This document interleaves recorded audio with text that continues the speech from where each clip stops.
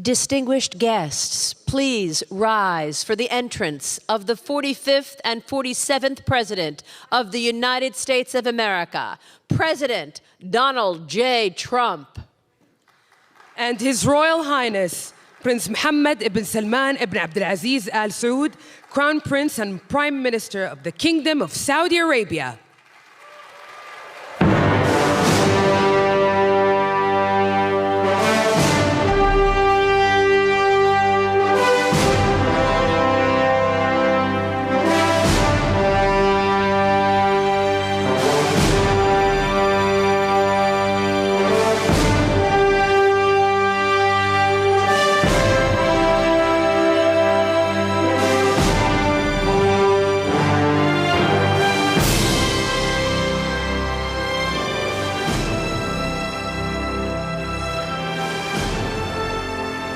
Your Royal Highness, we now invite you to deliver your remarks. The floor is yours. سمو سيدي الكلمة لك.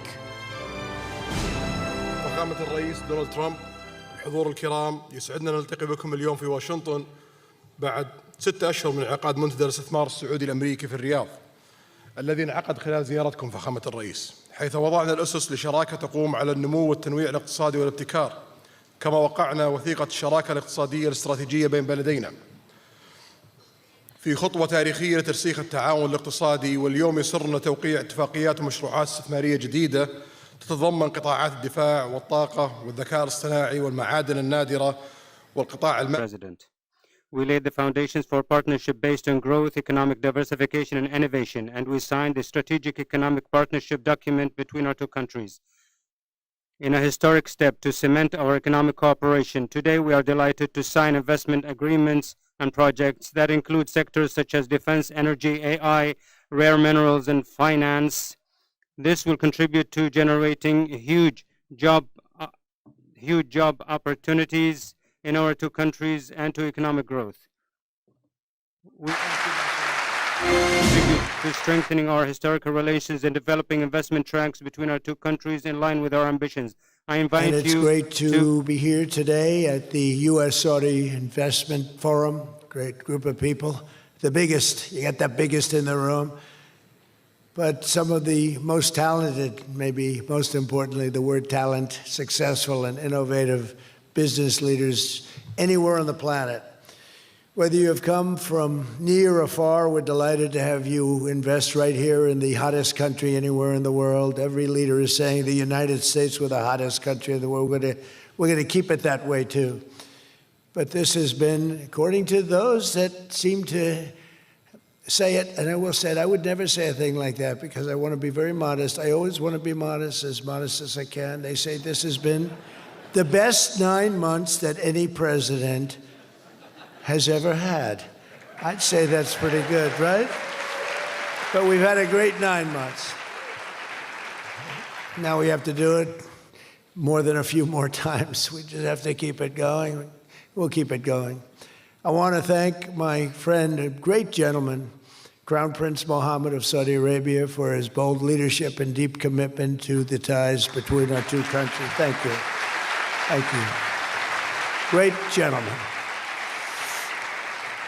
Yesterday, we had a phenomenal visit at the White House celebrating the 80-year bond between the United States and Saudi Arabia. We ended with an unbelievable show last night in a room that was far too small, but the next time you're here, you'll have a much bigger room. It's gonna be much bigger.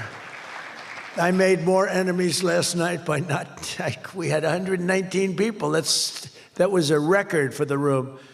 So they've wanted for 150 years. They've been clamoring for a ballroom at the White House, and we're giving them one. We're giving them one plus, and it'll be something. But you'll be here. You'll be among the first, if not the first, if you'd like. You know, we'll work it out. But you had a lot of people that wanted to be there. They really would have witnessed something that was really incredible. The entertainment last night was incredible, including our great opera singer, but including the military. The talent in the military musically is also incredible. So it was great to be with you last night. I think it was something to behold. We officially designated the kingdom yesterday as the major non-NATO ally. That's a big deal. It's actually a very big deal.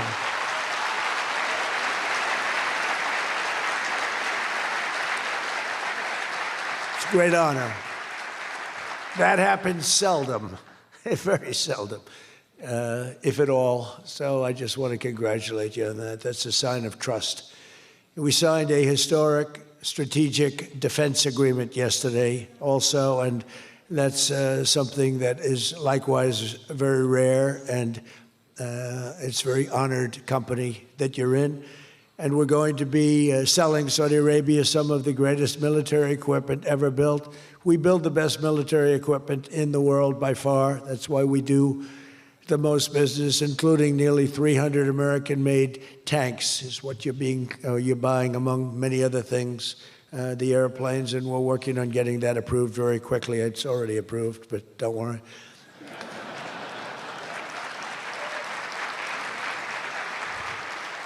We have to go through a process. The process will take, Elon knows, the process will take about, would you say 24 hours? I think so.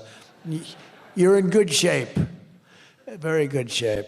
The partnership between our two nations is among the most consequential in the entire world, and together the Crown Prince and I are making an alliance stronger and more powerful than it's ever been before. We've had good relationships and frankly not good. You didn't have a good relationship with Barack Hussein Obama. You didn't have a good relationship with Sleepy Joe Biden.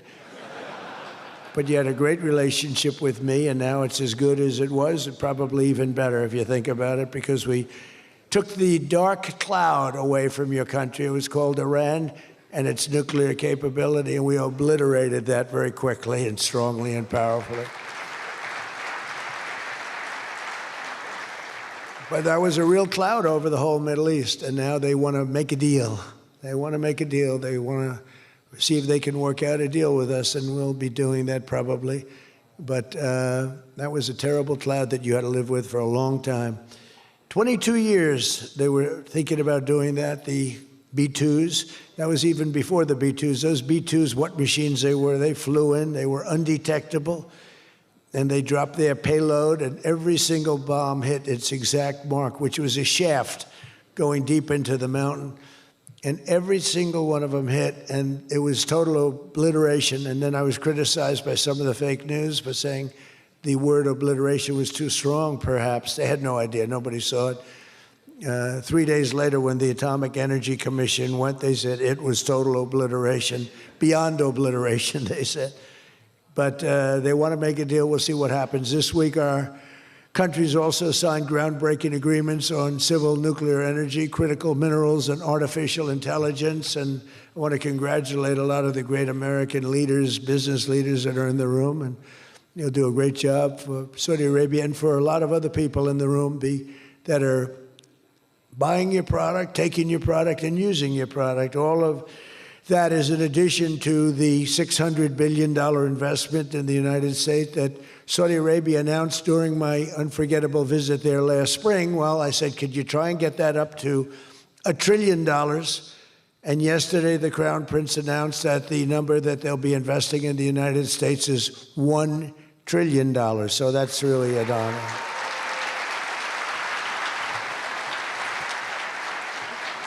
And we just took a picture backstage with some of the great business leaders and some of the great people, friends of mine from your country, and beautiful picture. And while we were taking the picture, I said, could you make it 1.5 trillion? So he's got something to think about. I don't know.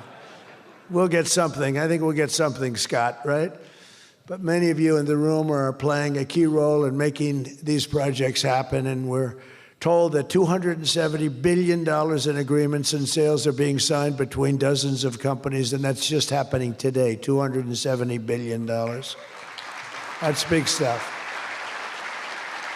So on behalf of the thousands of American workers who I care about most, I want to thank you for bringing all those jobs and all those great opportunities to America and bringing great wealth to America. We've become a very wealthy country. We have a couple of little things. We're waiting for a decision. We hope that's going to be good, but if it's not, we always find ways, we find ways, but we've done things that nobody thought were possible. And We're taking in trillions and trillions of dollars. Tariffs have been, frankly, the best thing that's ever happened to our country. They've always been used against us, and we never had people that were smart enough to use them in the opposite direction. But now you do, and we have taken in trillions of dollars, and it's been absolutely amazing. We're going to be doing a dividend to the people, low and middle income, moderate income people, of at least $2,000. In addition to that, we'll be paying down debt very substantially. It's the kind of money we're taking in. And really, countries that took advantage of us are no longer taking advantage of us. Friends, some of our friends treated us far worse than our enemies on trade anyway, and we've got that all straightened out. And everybody's happy. They respect us again. You know, it's like one of those things. I think they like us better, and they actually respect us, and it works out much better for us, too. But I especially want to thank our numerous Saudi friends here today, including the ambassador to the United States, a friend of mine, Princess Rima. Thank you very much. Great job. Great representative you have. You sent a good representative. And many distinguished ministers and members of the cabinet, governor of the Public Investment Fund. Where's Yasser? Yasser's here someplace. Sometimes I see him dressed both ways. I don't know. It's cooler that way. I'd dress that way if I could. Yasser's terrific. He's a terrific man, actually. So thank you very much, Yasser. And Secretary Scott Bessent, who's been fantastic. Where's Scott? We're thinking about him for the Fed, but he wants no part of it. He likes being Secretary of the Treasury. I think we'll leave him. So let's cross your name off, right? Officially, right? Remember, you said that. I love the Fed job. To me, it's the easiest job in the world. You play golf for 28, 29 days, then you go and make a little speech, tell everybody, in the case of the current guy, the wrong information because he has no clue. But if you have good instincts, you know, it's all based on instincts. I see they want to hire 3,000 economists, 3,000, to report to the Fed chairman. What are they going to do? Take all this information? 3,000 economists. That's why they're spending $4 billion on renovating a building that should have cost $25 million to do. They should have spent $25 million. They're building a basement into the Potomac River. I could have told them that's very tough to do and it doesn't work and it's very expensive. But they're up to $4 billion headed by this clown. But we have 3,000, think of it. They want to hire 3,000 economists. So they took a poll and they interviewed 71 people. And of the 71 people, 2 people got it right. 2 people. One was a great economist whose name I won't tell you because I don't like him personally, but he is good. And the other one that got it the most right was a man named President Donald J. Trump. Do you believe it? And I didn't have an economist. Well, I had Scott. But we got it right, didn't we? Huh? We got everything right. Doug Burgum, where's Doug? Will you please drill a little bit faster? Between him and I'll tell you, you and Chris was great on television, and he's setting records. They're setting records, but I'll never be satisfied. Drill, you know, we got elected. Drill we must, I called it. Drill, baby, drill. Con Edison, a great utility from New York many years ago, they used to have it said, drill we must and dig we must. So when they were digging in a road, they'd have a sign, dig we must. Well, now we're putting those utilities to shame because I'm allowing all of those AI plants that are being built to build their own electric generating force, and they're building them like nobody's ever seen, and they're coming up with ideas and new contraptions like nobody's ever seen. And this way they can't blame me for not producing electric. I said, you produce it yourself. And actually, they didn't believe I was saying that because nobody ever thought of a thing like that. They're building a massive plant. They were going to hook it up to a 200-year-old grid. And you know that wasn't going to work because there's no way of doing that. No way we could have done that. And I had the idea. This was my idea, approved by a couple of people. I said, why wouldn't that happen? They're building a plant for $50 billion. You know, if you build a shopping center for $50 million, it's okay. It's not a bad shopping center. 500 million, you're talking about top of the line. 50 billion. So when it was first explained they're spending 50 billion, I said, no, you mean 50 million. No, sir, we mean 50 billion. And then I saw some of them that were the size of Manhattan. I said, they did mean 50 billion. And I said, well, what you're going to do is with that, how would you like to build your own electric generating plant? And they looked at me like I was crazy, because something like that, they really didn't understand it. The smart guys, they didn't understand it. They said to me at the next meeting, sir, the biggest problem we have will be electricity. I said, you don't understand. I told you last week, you're going to build your own. I'm giving you approval to build your own plant, and you will be approved within a period of 2 to 3 weeks. It used to take 20 years prior to termination. In other words, you would wait 20 years and you wouldn't make it. You'd be voted down 5 to 4. I said, we're getting you approved in a 2-week, 3-week period. In fact, Lee Zeldin, one of the superstars of this administration, I said, Lee, if it's oil and gas, get them approved in 2 weeks. If it's nuclear, add another week.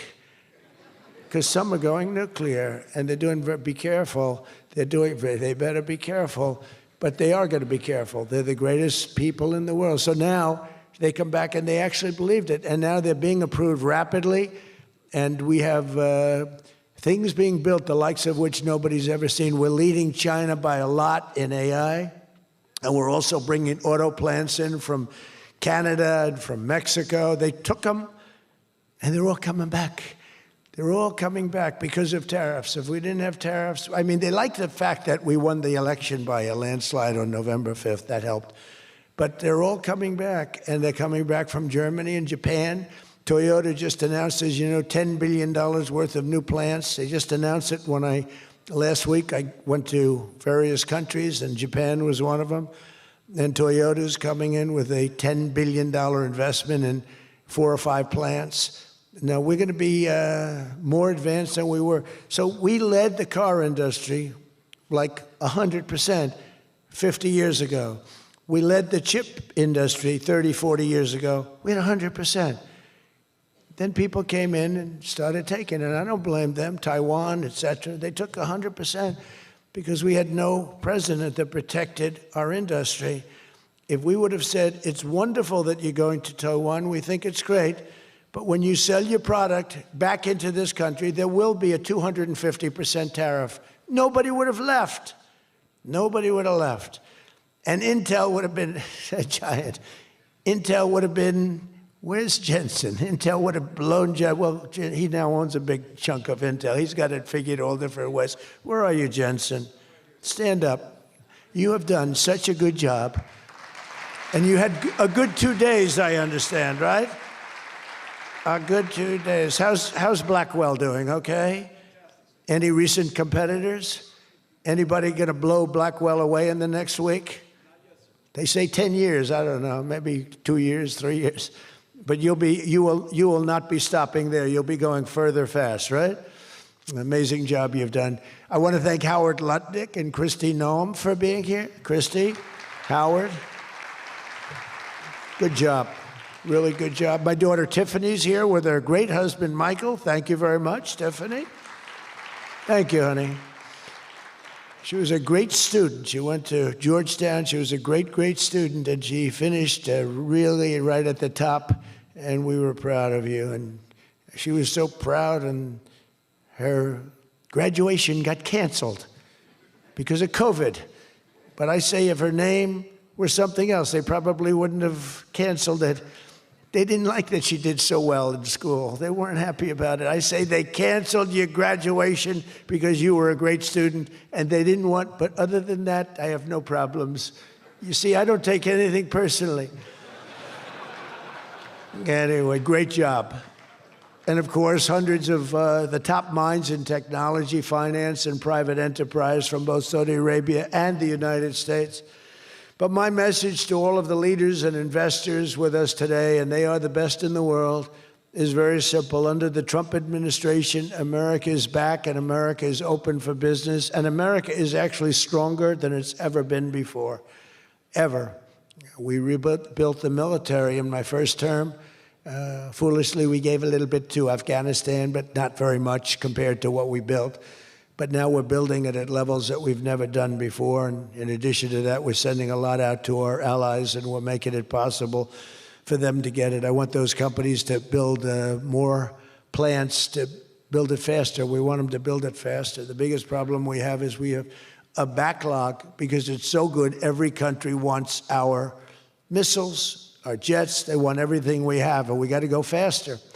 We just have a new plane, the F-47. It won a very strong competition. It's the newest, and that was won by Boeing. By the way, Boeing is doing an amazing job of coming back. Kelly is doing a great job. They're really moving, and it's really great to see. But they won the competition for the jet fighter, and they say it reaches levels that has never been reached, both in terms of stealth and speed and everything else that they go by. So they're just completing their factory, and they've already started work on the F-47. How did that number get chosen? I don't know, but I didn't pick it. I did not pick it. It was said, "Sir, we'd like to present you with the F-47. I said, "That's an unusual number. How did you pick that number?" After 4 years of economic nightmares under the previous regime, sleepy Joe Biden, he was a sleepy guy, wasn't he? Think he would have been here today? I don't think so. Americans have rejected the failed, and they were really failed, far left models that you were looking at of high taxes and massive spending, soaring costs, crushing regulations, and trillions of dollars in green new scams. Everything was a new scam, green, green, green. Look, I'm all for the environmental everything. I'm all for climate change. You know, they have new word, climate change. It used to be global warming. It's global warming. Well, that didn't work because it started coming down. They did the global cooling thing. Then they just said, we can't keep up with this. It's too much. So we'll go, perfect words, climate change. They're covered. If it rains, if it snows, if it's warm, it's climate change is destroying the world, remember? The world was supposed to have been gone 2 years ago. They gave us 12 years, Howard, to live, right? 12 years. But that was 14 years ago. The world was going to burn up, but it got actually much cooler. They know these people. It's a little conspiracy out there. We have to investigate them immediately. They probably are being investigated. Their policies punished success, rewarded failure, and produced disaster, including the worst inflation in our country's history. We had the worst inflation in history, and now we have a beautiful normal inflation. It's going to come down over the next few months a little bit more, but we have a nice normal inflation. We had the highest inflation in the history of our country. 9 months ago, our country was dead. But now America is the hottest country anywhere in the world. We're the hottest country. I don't care what country you're with. America is the hottest country considered. And we did this in a period of 9 months. We're a little longer than that, but it took me about 2 weeks to get started. We're rewarding those who build and create, invent, and invest in the USA. And you know, our tax, I call it the great big beautiful bill. It's the biggest bill ever passed in the history of Congress. And Scott and I and all of us, we sat down and we said, let's do it, along with the Speaker and John Thune and everybody, said, let's do it all in one bill. And a lot of people were they said, you'll never get it approved. And we didn't have a huge majority. We had a huge presidential win. We won everything. We won all 7 swing states. We won the popular vote by millions. We won everything. But the one thing, we won one, it's called districts. The country has districts, and we won in terms of districts 2,750 to 550. And that's why when you see the map of the election, it's the whole country, it's all red, and it's pretty amazing. 2 little blue streaks on the right and on the left, and they're very little and getting smaller. But it's been pretty amazing. But in 4 long years, Joe Biden secured less than $1 trillion.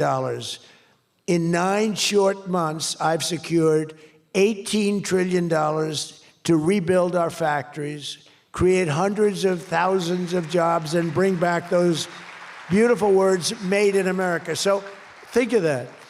He did less than $1 trillion in 4 years, and in 9 months, we've done more than $18 trillion, okay? That's called success. And we think that by the end of the first year, it'll be over $20 trillion. So, and thank you very much. You helped with that little boost you gave us, that little increase. We appreciate it so much. We appreciate you. So as just one example, under the deals being signed this week, workers at GE Aerospace, I think he's here. Where is he? Stand up. What a job you've done with your new engines. And where are you? You're there.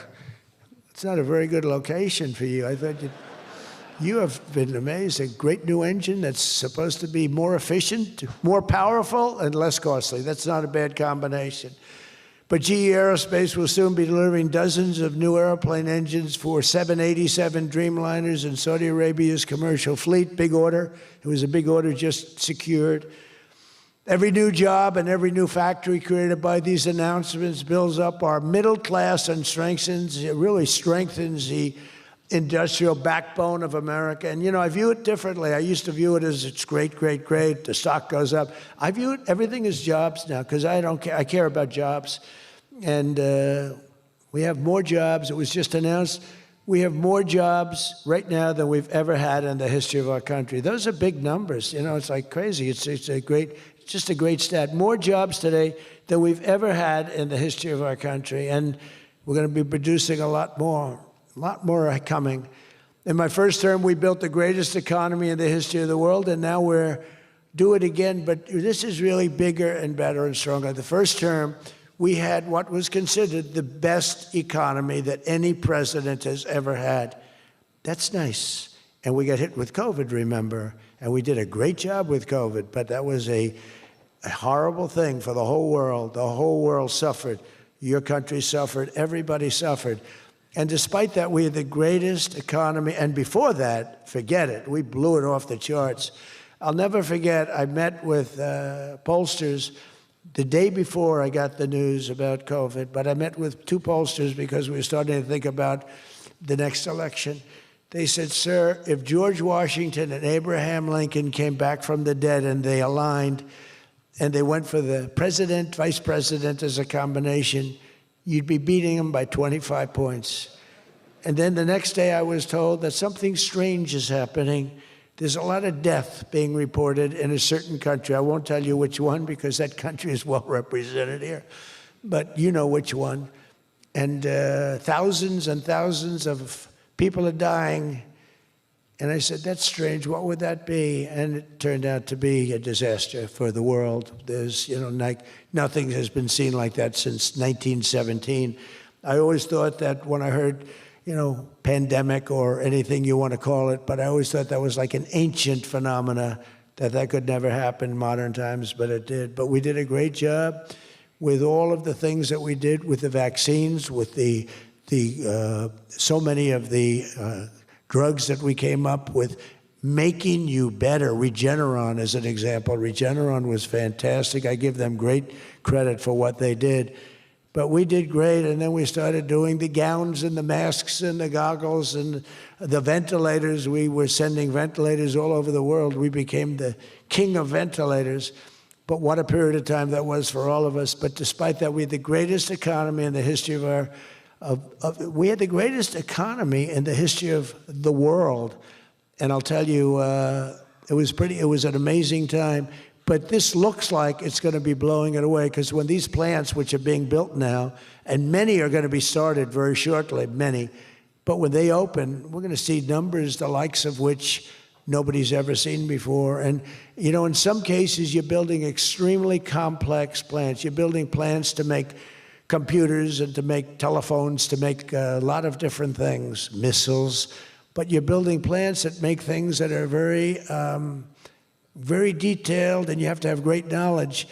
And you're coming here and you find, if we don't have people that did that before, we are allowing you, and I may take a little heat. I always take a little heat from my people, the people that love me and the people that I love. They happen to be toward the right of center, toward the right. Sometimes they're way right. But if you have to bring people to get those plants opened, we want you to do that, and we want those people to teach our people how to make computer chips and how to make other things. You can't come in, and I'm explaining, you can't come in, open up a massive computer chip factory for billions and billions of dollars like is being done in Arizona, and think you're going to hire people off an unemployment line to run it. They're going to have to bring thousands of people with them, and I'm going to welcome those people. Now, I love my conservative friends. I love MAGA, but this is MAGA.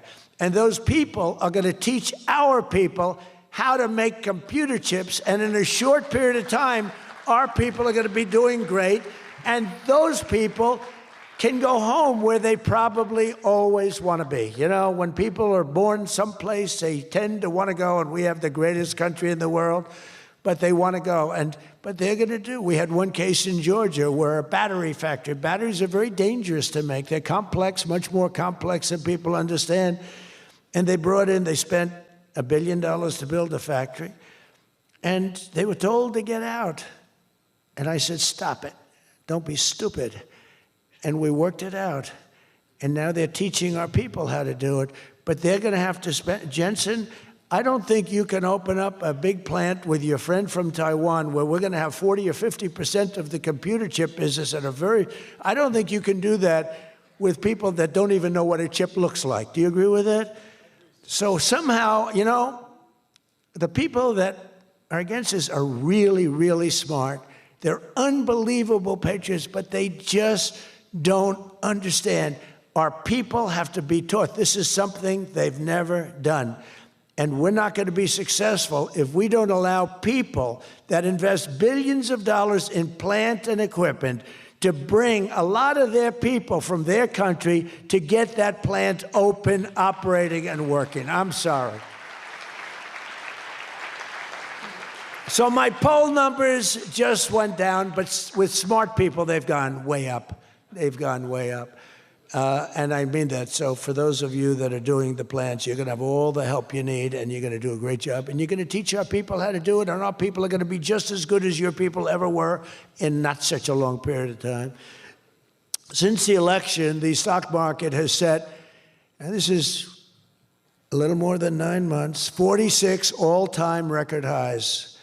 And the growth is now amazing, and it's lifting up the Americans and American economy like nobody's ever seen before. It's the biggest. There's never been a period of time like this. Wages for hourly workers are rising at the fastest pace in 60 years, and real wages for construction workers are up $2,200 a year, and that's good, and that's spending. They're going to spend. They're going to buy many of the things that you're making. In 9 months, we've lifted over 600,000 Americans off food stamps, and that's happening rapidly. You know, when we had the problem 2 weeks ago on the SNAP, and they talked about all of this, the numbers. So when I left, which was a rigged election, by the way, but that's okay. You know, they used to go crazy. I'd say rigged, nobody complains anymore because now they realize it was, and it's been proven, and it continues to be proven. But when I left, that number was $7 billion. Now it's $47 billion. That's Biden.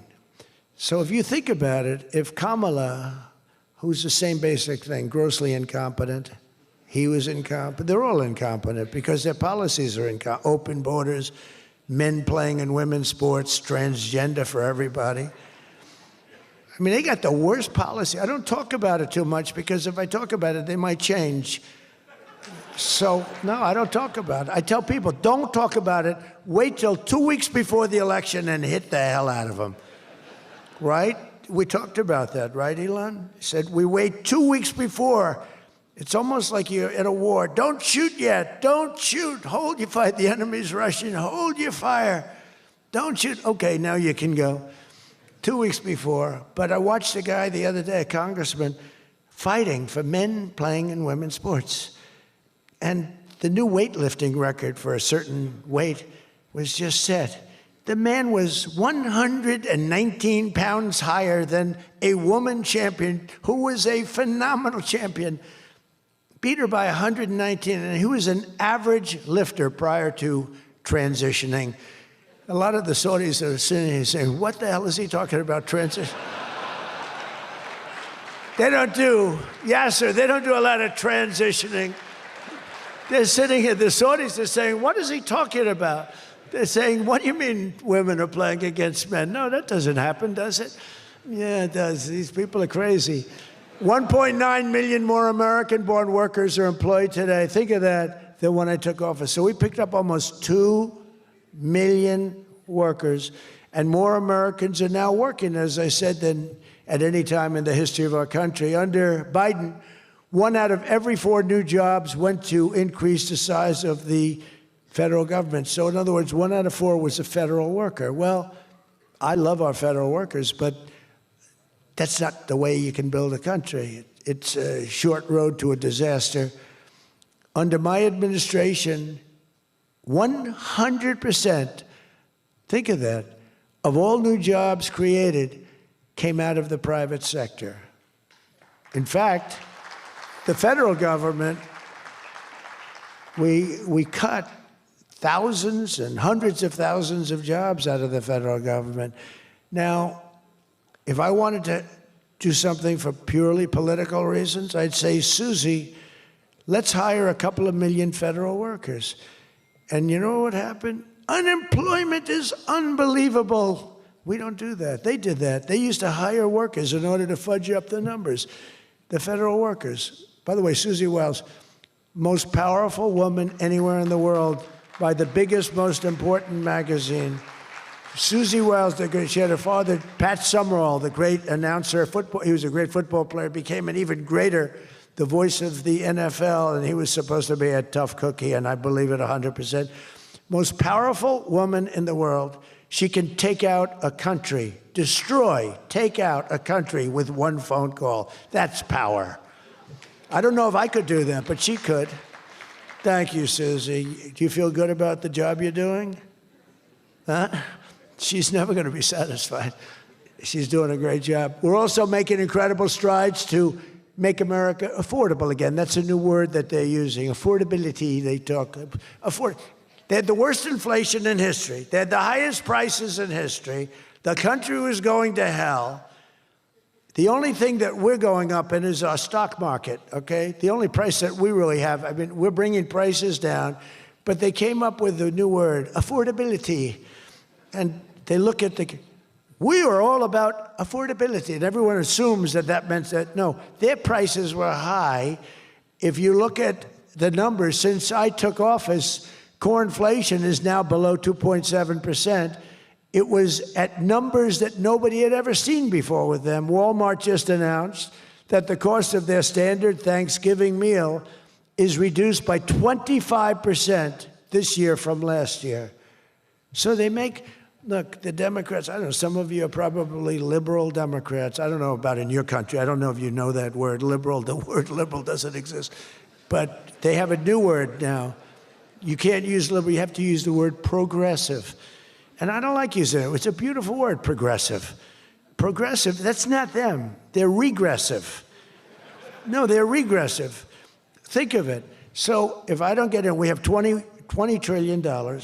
Let's say she gets in. Instead of $20 trillion, you'd lose $10 trillion, and your welfare and other benefits would go up by 30%. Look at SNAP, look at what happened there. From 7 million to 47. From 7 billion to 47 billion, it would be that. So we would lose business, countries and companies and people would flee our country. They would flee, and all of the other things would go up. In other words, would end up with a shell of a country, and I'm being nice when I use the word shell. This country would have been in big trouble, and I don't want to get him in trouble, but that gentleman right there, the most respected man in the room, that's today because we're here. Most respected man, I have to say that. Don't worry, when I'm with other countries and the leaders sitting there, I say the same about them. Don't worry. Don't get carried away. No, the most respected, one of the great leaders, he told me when I was in his country, he said, And I use it all the time. Sometimes I refer to him because I have great respect for him. I figure it sells better. But he said exactly these words. He said, it's amazing what you've done. 1 year ago, your country was dead, and now you've got the hottest country in the world. You were the first one that said that. And I've used your name hundreds of times. I use your name, I say, that king of Saudi Arabia said. But anyway, but it's true. We were a country that was in really bad trouble. We were a country that would have been dead, I believe, within a year or 2 years after the election. We were headed in a very bad direction. And now we're headed in the best direction, I think, that we've ever been headed. According to the USDA, Turkey is down, think of that, 33%. And I'm not talking about the country of Turkey. He's doing fine. Erdogan is doing good. Just want to, I don't want him calling me. I'm not down 33%. He's a friend of ours. We got to take care of our friends. Since March, egg prices are down 86%. Think of 86%. Many other prices are down in a similar number. When I first came into office, my first 3 days, I had a news conference, and they started screaming at me. Those people, that's a lot of people back there. Look at all the fake news. They started screaming at me, eggs, eggs. I didn't know anything about it. I said, what's going on with eggs? They're up quadruple. I said, I've only been here for 3 days.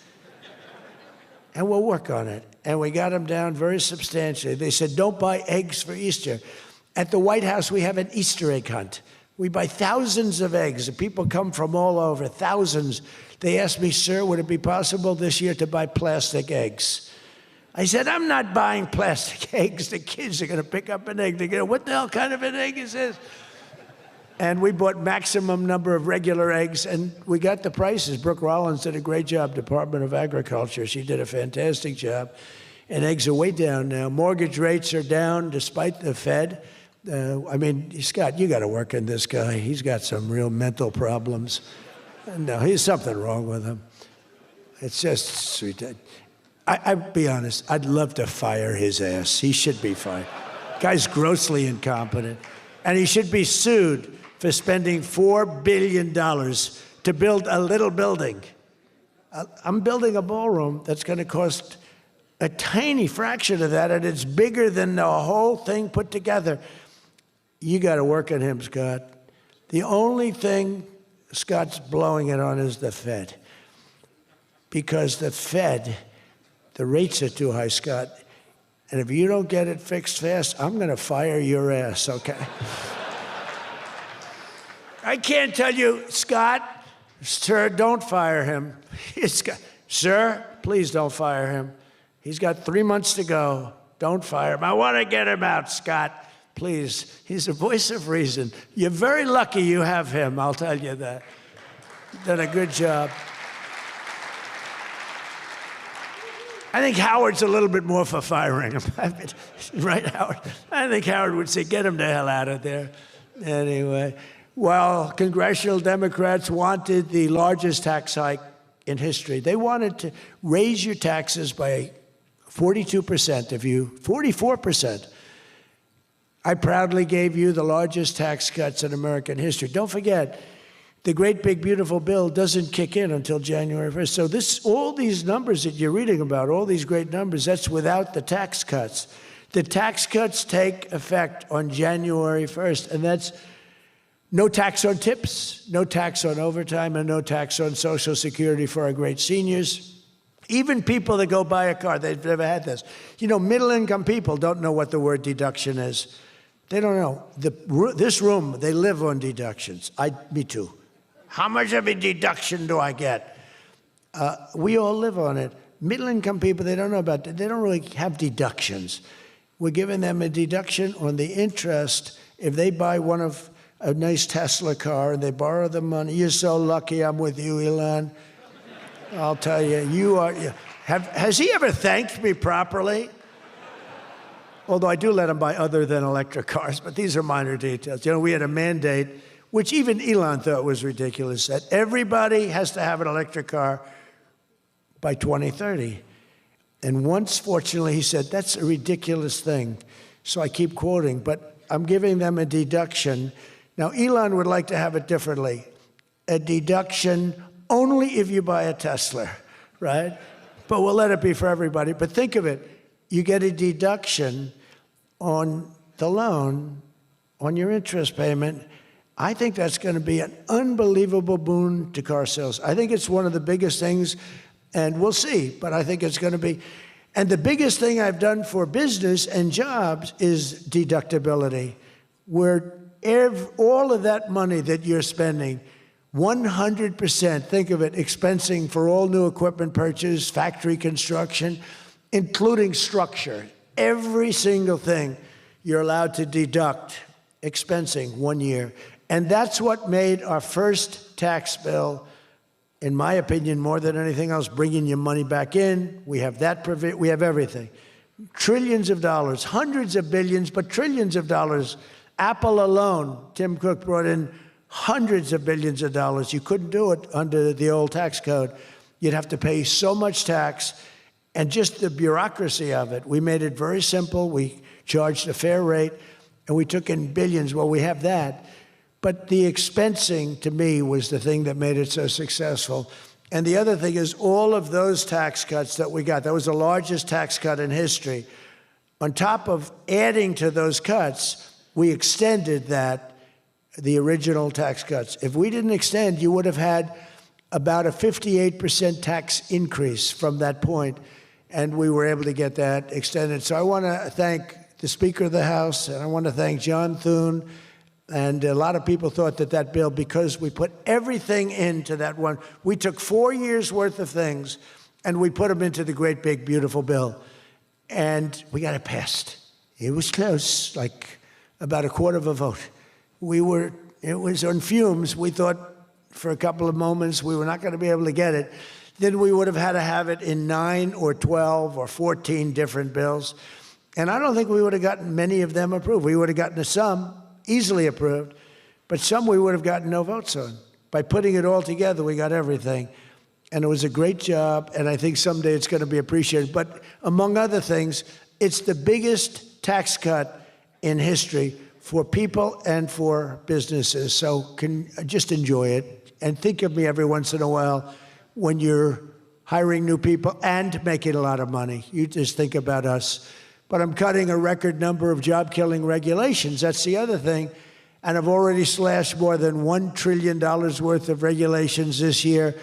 My last term, I gave the largest regulation cut in history, and now we're doing it again.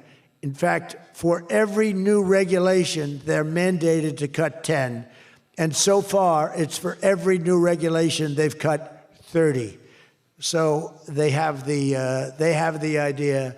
And very importantly, we stopped Joe Biden's radical crusade to kill oil and natural gas. Somehow, I don't think Saudi Arabia would like me too much if we decide to kill oil and natural gas. There's nothing like it. It works. Windmills don't work.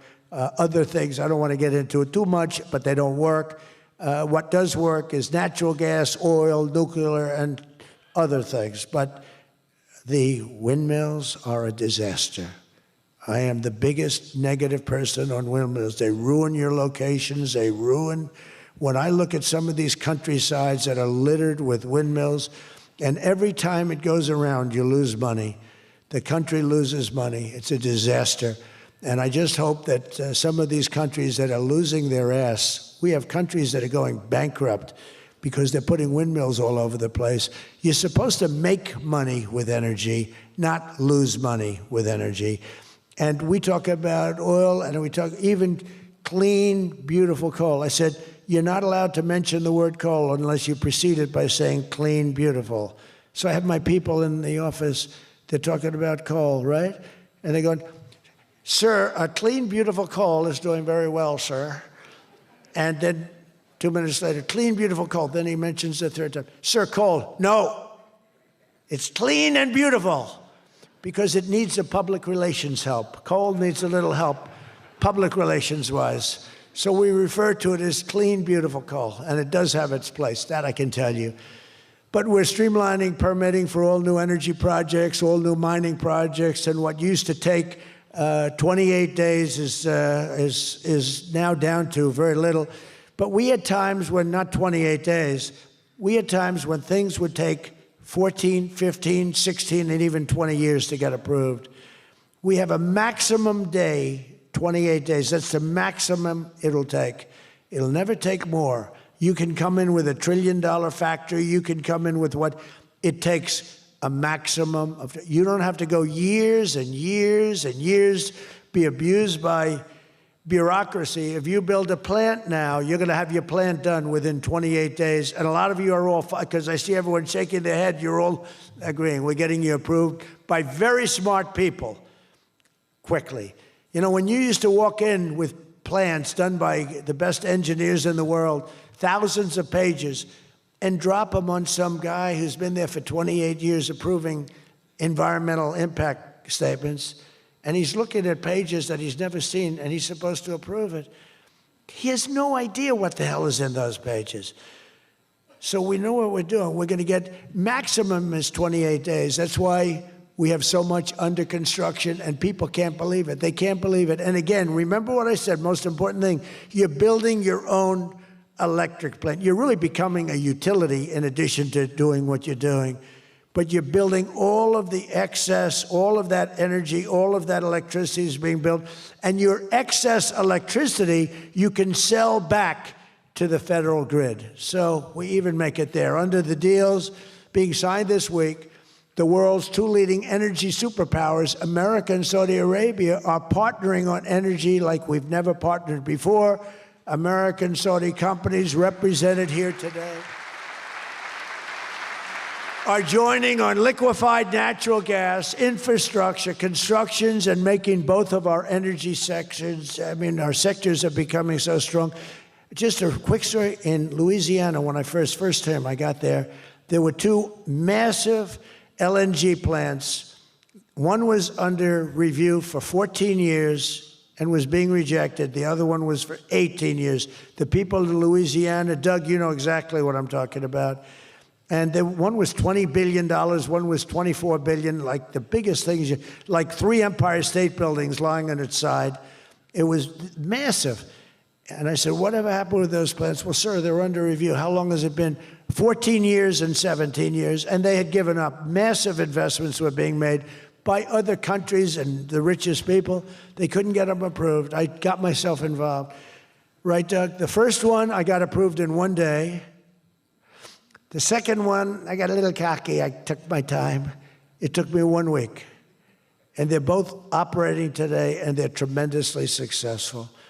I got one, think of it. After 14 years, I was in office. I got involved. I got it done in 1 day.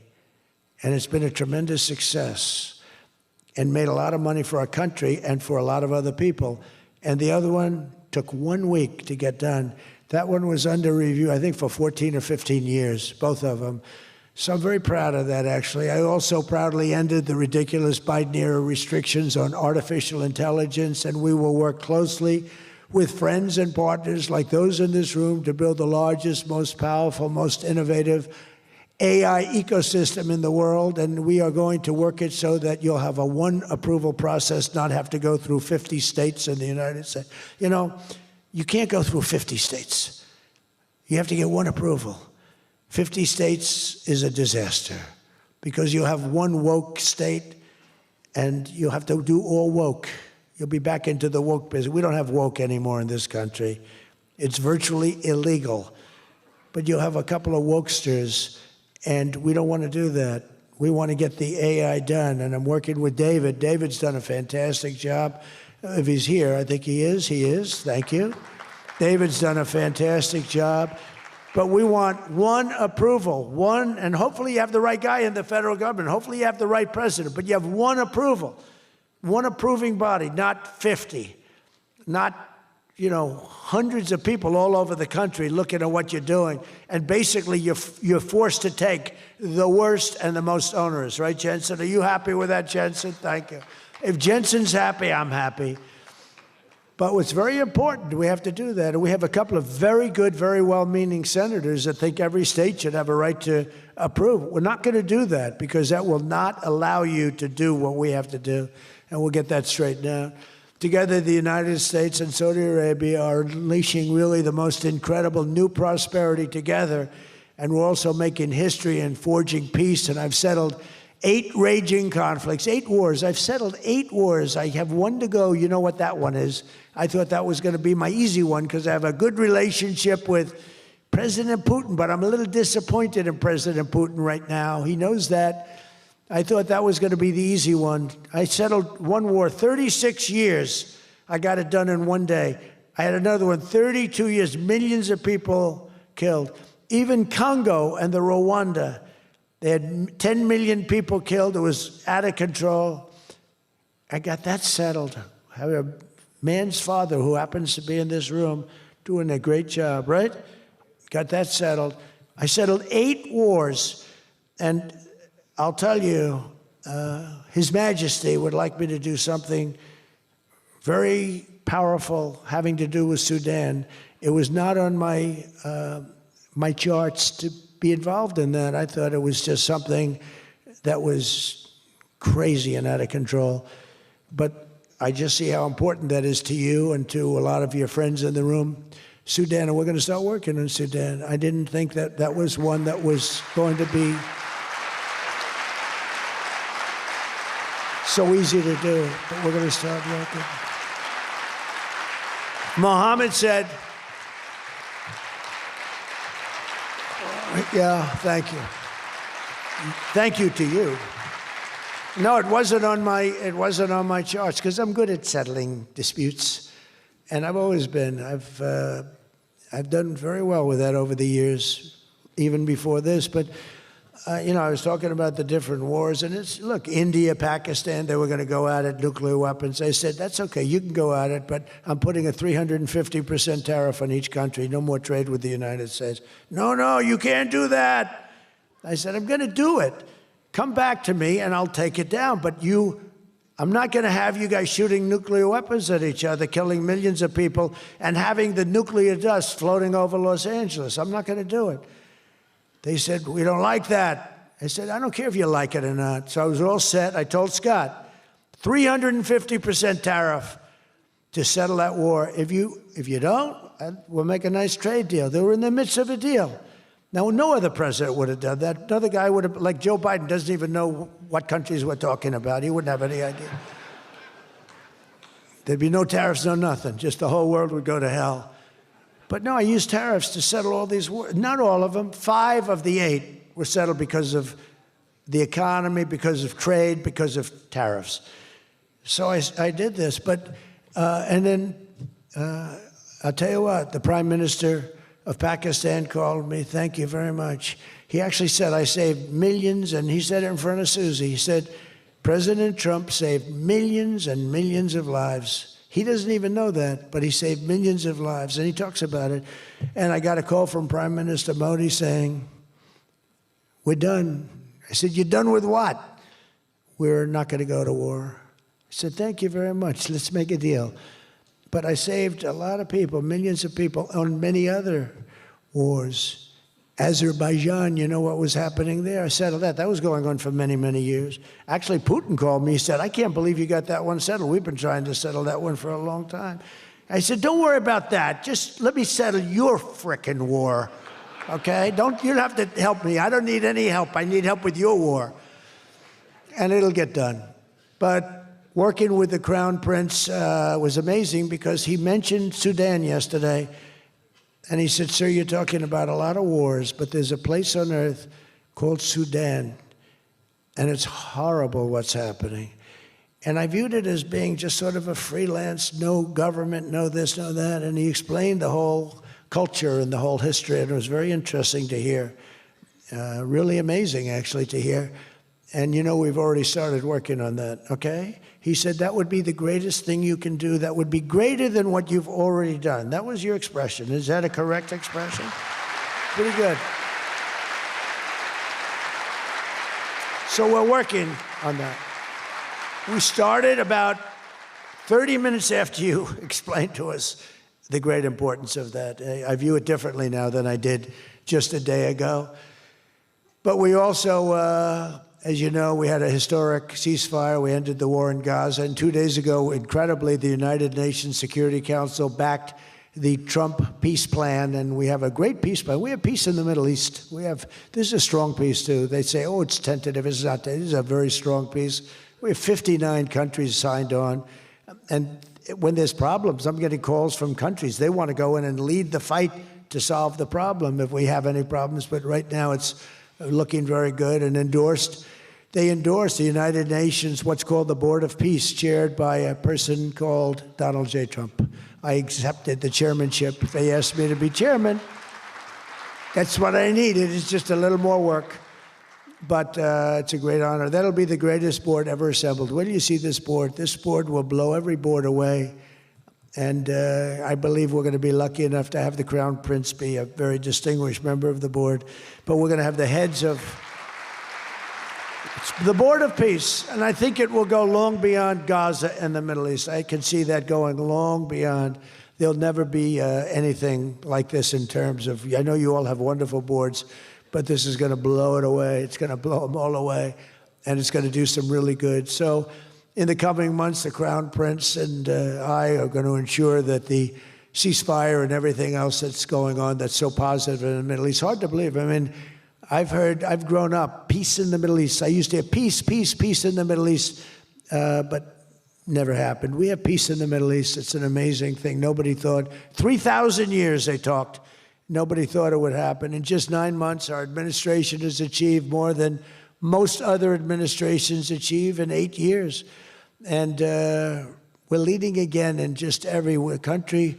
We want to win. We want to win for you. We want to win for ourselves. We want to help our allies. We want to change our enemies. We want to change our enemies. I'm being nice when I say it that way, but we want to change them.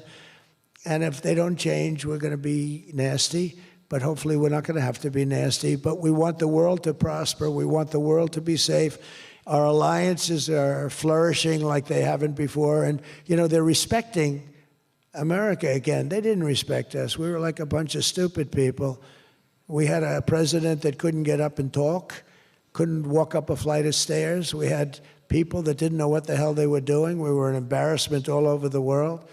But now we have people that are respected at levels that we've never seen before. So I just want to tell you that this is a group that I respect. I read every single name of every single person sitting in each and every seat. And I either know you or I know of you. This is an amazing group of people. And it really is headed by that gentleman sitting right smack center with 2 seats in between him. He wants plenty of room. And he's going to be the king of Saudi Arabia right now.